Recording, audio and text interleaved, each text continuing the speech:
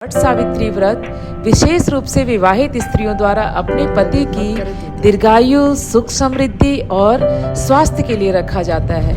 यह व्रत ज्येष्ठ मास की अमावस्या या कहीं कहीं पूर्णिमा को मनाया जाता है।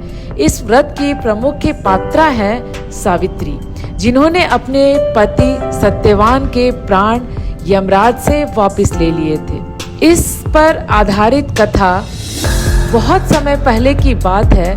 मद्र देश के राजा अश्वपति की कोई संतान नहीं थी। उन्होंने तपस्या करके देवी सावित्री की आराधना की।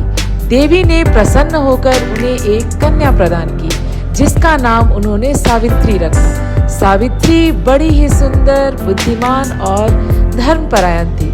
जब वह विवाह योग्य हुई तो स्वयंवर के लिए देश देशांतर घूमी और सत्यवान नामक एक युवक को अपने पति के रूप में चुना। लेकिन एक ऋषि ने बताया कि सत्यवान तो बहुत ही पुण्य आत्मा है, परंतु वह केवल 1 वर्ष का जीवन शेष रखता है। राजा अश्वपति यह सुनकर चिंतित हो उठे, लेकिन सावित्री ने अटल निश्चय किया और सत्यवान से विवाह कर लिया। विवाह के बाद वह अपने सास ससुर की सेवा में लग गई। वह रोज अपने पति के साथ वन में जाती, लकड़ियां इकट्ठा करती। जिस दिन सत्यवान की मृत्यु होनी थी, सावित्री ने व्रत किया और पूरे दिन उपवास रखकर वट वृक्ष के नीचे पूजा की।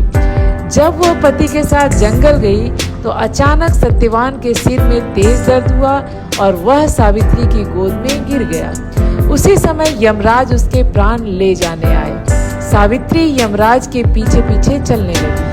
यमराज ने उसे कई बार मना किया, पर सावित्री अपने धर्म और व्रत के बल पर उनके पीछे चलती ही रही। उसने यमराज से धर्म, भक्ति और पति के प्रति निष्ठा की बात की। यमराज सावित्री की बुद्धिमत्ता, दृढ़ संकल्प और पति के प्रति प्रेम से प्रभावित हो गए और बोले, तू कोई भी वर मांग ले सिवाय अपने पति के जीवन के। सावित्री ने बुद्धिमानी से पहले ससुर का राज्य वापस मांगा, फिर 100 पुत्र और अंत में कहा, यदि मुझे 100 पुत्र चाहिए तो मेरे पति को जीवित करना होगा। यमराज मुस्कुराए और बोले, धर्म की ऐसी पुत्री को मैं आशीर्वाद देता हूँ, सत्यवान को जीवन प्रदान करता हूँ। सत्यवान जीवित हो गया। सावित्री पति के साथ घर लौटी और सबने मिलकर उसका स्वागत किया।